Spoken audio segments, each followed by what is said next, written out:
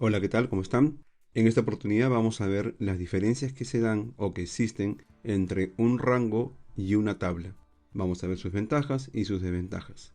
Miren, en Excel cuando tenemos un conjunto de datos, este conjunto de datos recibe dos tipos de nombres. O puede ser simplemente un rango, que sería el formato más básico, o puede ser una tabla, que ya vamos a ver cómo es que se convierte a tabla.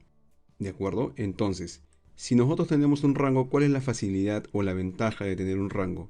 Que su manipulación es libre y podría cambiar el formato sin ningún problema, por ejemplo, y no tengo que hacer nada más.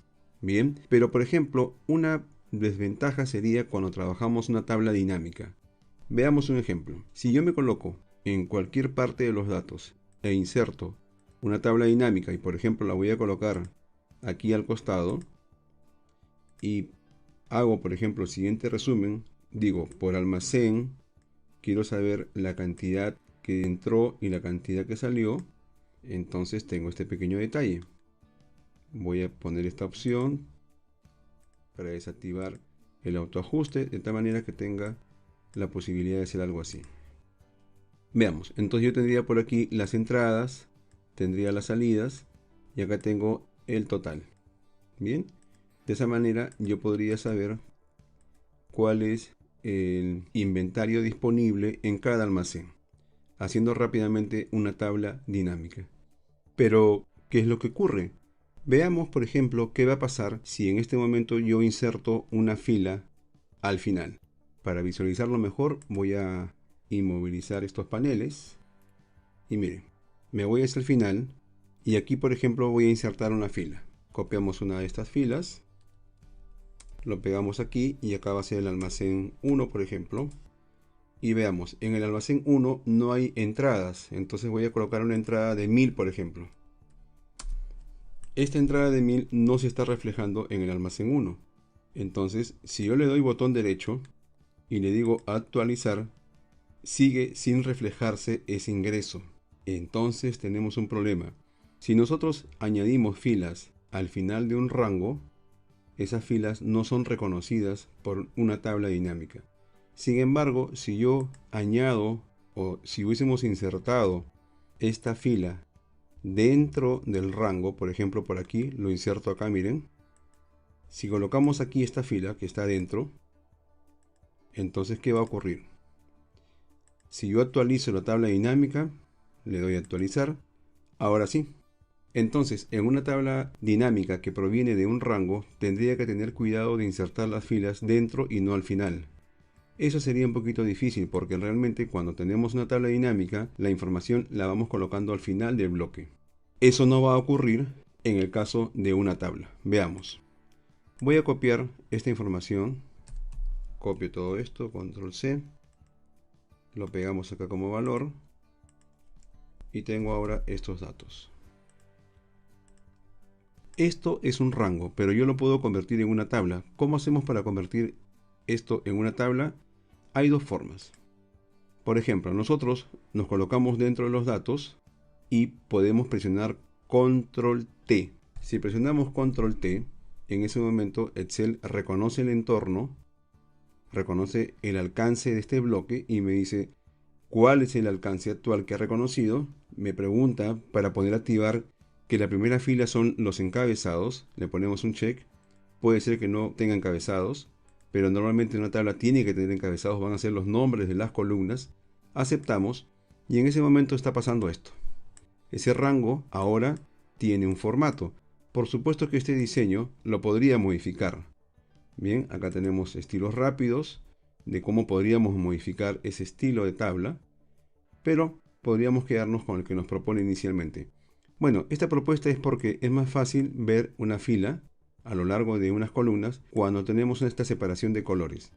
Algunas cosas interesantes. Primero vamos a hacer el ejemplo de la tabla dinámica para que vean ustedes cómo es que esto es automático. Lo mismo, me coloco en cualquier parte de los datos, me voy por acá, insertar tabla dinámica, elijo hoja de cálculo existente, selecciono aquí y aquí voy a hacer lo mismo. Por almacén voy a colocar el tipo de movimiento y la cantidad.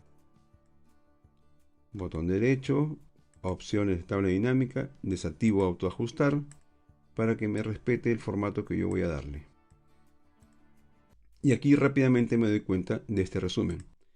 Voy a inmovilizar acá los paneles y vamos hacia la parte final.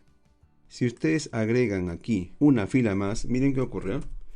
Al agregar una fila más, inmediatamente que yo ingrese ese valor, miren, almacén 3 por ejemplo, cuando yo presiono Enter, automáticamente esa fila nueva es reconocida como un elemento más de esta tabla. Miren, si coloco por ejemplo almacén 1,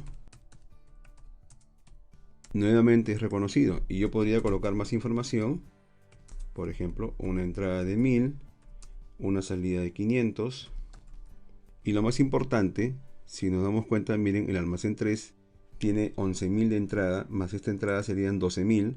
Si ustedes le dan botón derecho a actualizar, la información se actualiza inmediatamente. Esta tabla, esta forma de colocar los datos, hacen que la tabla dinámica reconozca toda la tabla y cada fila que se añade es incluida en automático como un alcance de la tabla. ¿De acuerdo? Algo más. Si nosotros tuviéramos que sacar, por ejemplo, un porcentaje de estos elementos, de estos números, si ustedes colocan por aquí, por ejemplo, un ratio cualquiera, vamos a colocar un valor, miren, cuando nosotros hacemos esta operación en un rango normal, por ejemplo, voy a hallar el 10%, un porcentaje, miren, voy a hallar el 10% de estas cantidades, multiplico por el 10% y acá tendría el 10%, pero aquí estoy obligado a copiarlo hacia abajo, todo, tendría que copiarlo para que obtenga los demás resultados. En una tabla eso no ocurre. Y es más, miren, si yo quiero hallar el 10% de estas cantidades, ya en la tabla desaparece el concepto de celda. En realidad, miren, yo me coloqué aquí y apareció arroba cantidad. Igual, si ustedes se ponen acá, ponen igual y hacen un clic por aquí, acá sí estamos haciendo referencia a la celda. Pero si es a la celda que está en el mismo nivel, hace un concepto genérico. Y voy a poder multiplicar por el 10%. Y miren la parte más importante, si ustedes le dan Enter, automáticamente el comportamiento es para toda la tabla. Entonces en una tabla no hay comportamientos individuales. Lo que tú hagas en una columna se va a respetar para el resto de las filas. Entonces ese comportamiento es el elemento más recomendado cuando ustedes quieran trabajar tablas dinámicas.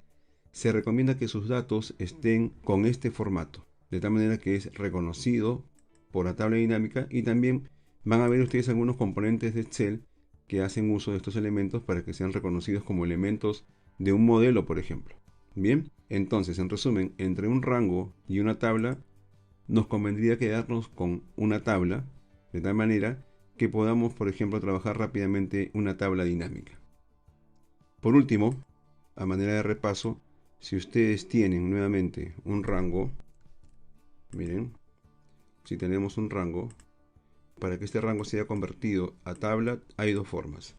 Control T y aceptan con cabezados, miren, con encabezados y además confirmando este rango. O por ejemplo ingresan a la opción de insertar y acá tienen tabla. Se colocan por acá, insertar tabla y lo ponen. Pero algo importante que también no hemos mencionado es que cuando ustedes definen esta tabla también tienen la posibilidad de darle un nombre. Excel acá les propone tabla 2, pero ustedes pueden poner otro nombre.